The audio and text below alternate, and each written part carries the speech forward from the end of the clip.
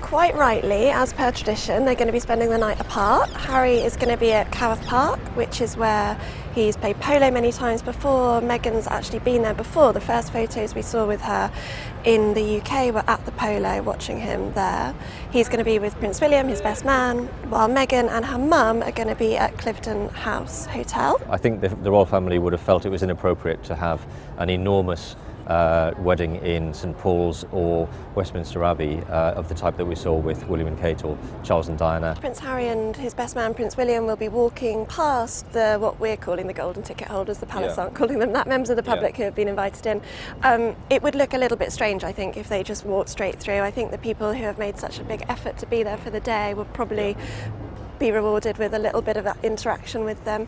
And we know that the first people that Harry and Meghan, whatever their new titles are going to be when they're married, they will walk out of the chapel, and the first people they'll see and they'll speak to are these 200 members from charities who they've specially invited to be there because of what they're doing. It's going to be a really interesting guest list.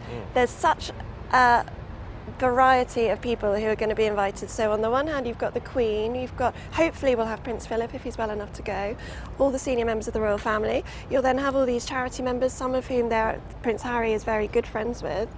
And then you'll have the cast of Suits coming over from Canada. We've also got Meghan's friends from her real life, I suppose, people that people in Britain haven't necessarily heard of but are around on the social scene in America. Part of the reason for being in Windsor is that they have 600 people in the chapel, and they have said very clearly that they don't want anybody there that they don't have a real relationship with.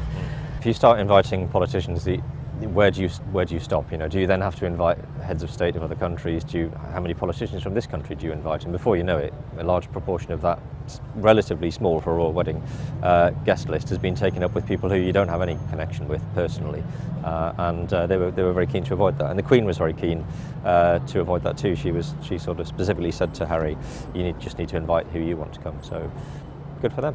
Good for them. At that point, they will walk down the steps in what will hopefully be a very dramatic picture that will sum up their day. They'll get into their carriage. Through Windsor, it will take them 25 minutes, we're told. They'll leave at 1:05, leave from the castle, travel through the town centre, up the Long Walk, which is where the best views would be, and back to the castle, where they'll go to their own reception. There's two receptions. There's an afternoon reception, which is all the 600 people who have been in the chapel. While they're doing their carriage ride, the guests will move across to St George's Hall, where it's a stand-up reception. So they're going to be having champagne, canapes and bowls of warm food.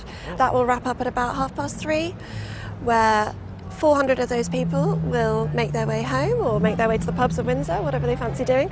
200 of them will go back to their hotels, to their rooms at the castle, get changed, and at 7 o'clock they'll all go to Frogmore House for their top secret private reception.